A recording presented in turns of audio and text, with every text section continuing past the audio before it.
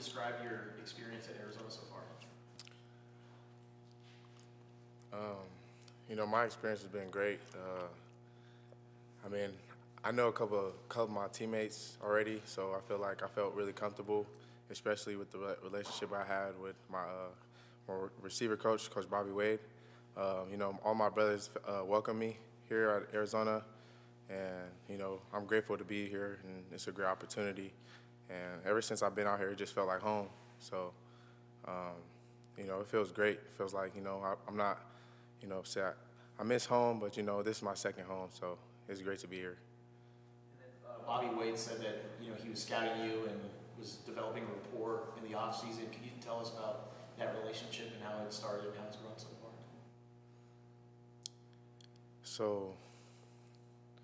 So me and Bobby Wade had a relationship, back in my junior college of San Mateo, and it all started over a FaceTime call, and my head coach told me to come over, and we started talking and chopping it up. We instantly clicked, and I already knew Bobby Wade, obviously, and I just felt like we related, especially with like the same skill set we have, and anything he's telling me is just I picked up on everything.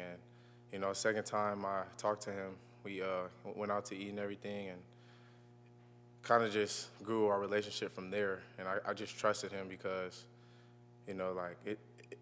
it's like usually not the best when you meet a coach for the first time. Sometimes it's a little bit uncomfortable, but we instantly connected, and that was a great start from there. Michael and Brian? Sure. For Kedrick, what was the basis for your decision to transfer and then ultimately to decide to come to Arizona? My family being able to come to the games. That was all I needed, really. Your family? Yeah. And what's your hometown again? Houston, Texas. Or New Caney, but for people that don't really know where that's at, I just say Houston. That's like a suburb. Yeah. It's easy to get there from here. I say so, yeah. And then one more for you. You have to be patient sometimes when there's a pretty stacked depth chart. How do you kind of mentally process like being patient yet also being ready? Because you had to be ready this past Saturday. I just think I'm exactly where I'm supposed to be. That's it.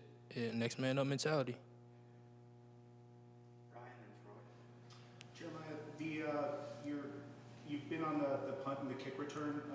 How do you decide whether to take it out on some of those kicks compared to other ones where you kneel? Is it just something you see from the defense or what? I think it's just a feel for it. I've been back there for a long time now. It is a little bit more pressure now that I'm here, but I feel like, I kind of just have a feel for it, and I know when to go and when to fair catch.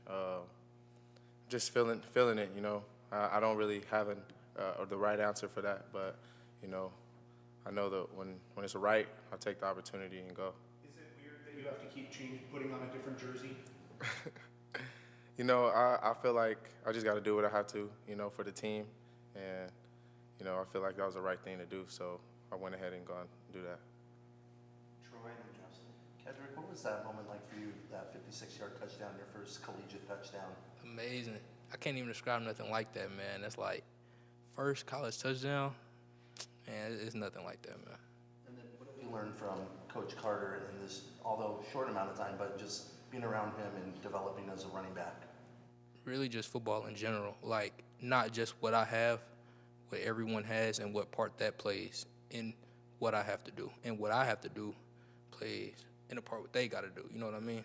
So that's really what I learned from Coach Carter.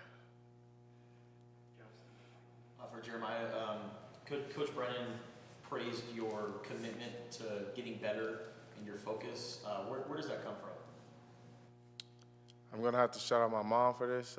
My mom's a really hard worker. I feel like my work ethic comes from her. I always just try to focus on getting better every day, focusing on what I can do to improve.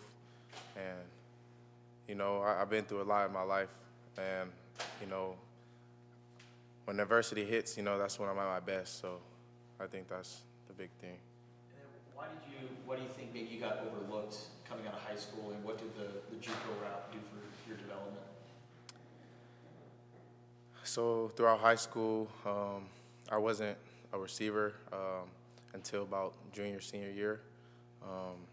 I was moving around different positions, and I think another thing about that is my grades wasn't, the best. But, when I went to JUCO route, I got a lot more focused, and the coaches that I was surrounding myself and my teammates that I was surrounding myself with just pushed me to a different. It was really different, and shout out College of San Mateo. They prepare us and show us what is a good example for the Division I level. So I feel like they really prepare me. Michael and Harry. For Jeremiah, you mentioned your mom. What's her name? Carolina Williams. Carolina. Yes, ma'am. And what does Yes, she sir. do for a living? My mom, she watches kids, and yeah, she watched me. So she was like my first teacher. So yeah, How many brothers and sisters do you have? I have 5 siblings. Yeah, Where do you fall in the- I'm the youngest. You're the youngest? Yeah, I'm the youngest. So I had, to watch as I grew up, and I think I did a good job with just sitting back and watching my siblings and knowing what's right and what's wrong. Sure. And a follow-up question about the jersey. Is it in any way a hindrance to you doing your job, catching the ball, anything like that? And have you considered changing numbers so you don't have to do that?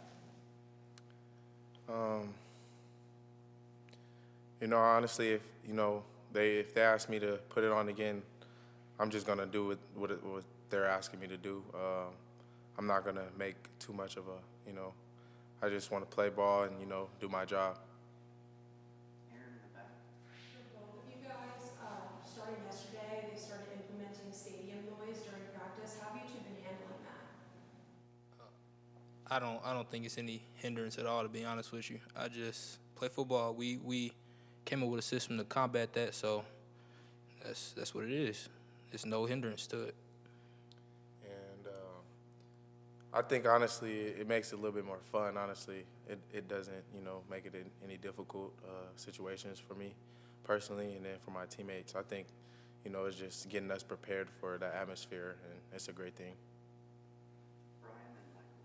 Kedrick, did you have any conversations with Ja'Cory leading up to this game when it was known that he wasn't going to play? It was going to be more opportunities for you to say anything to you about to be ready? He did. He said, make him feel you. He said, it's your turn. He said, go shine. Like, Ja'Cory, he was really supportive about everything that happened so far.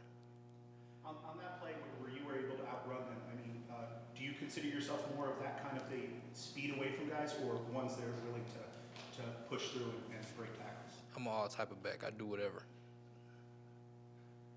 Michael and Justin. Kedrick, in your 1 year at Ole Miss, what were some of the stadiums that you played in and maybe were the loudest? Loudest stadium I played in, definitely Auburn. Auburn was rocking, man. Auburn was rocking. Tulane, low-key was rocking too. And then Georgia at the beginning because the game was close, but then after a while, kind of dwindled down. And how often do people mispronounce your last name? All the time. All the time. I'm going to say it right now, so hopefully stop it. It's Reescano. Does it frustrate you? Or? Nah, it's been happening for so long, it don't really frustrate me no more. Last question to Justin. Kedrick, so Arizona going to the Big 12 means they're going to be playing more Texas teams. How excited are you as a Texan to be playing against those teams and going to Texas? Extremely excited because a lot of those schools didn't recruit me. So now I get to play them, make them feel me. So it's personal against the Texas teams. It is. All right, that's our time. Perfect. Thank you. I appreciate you.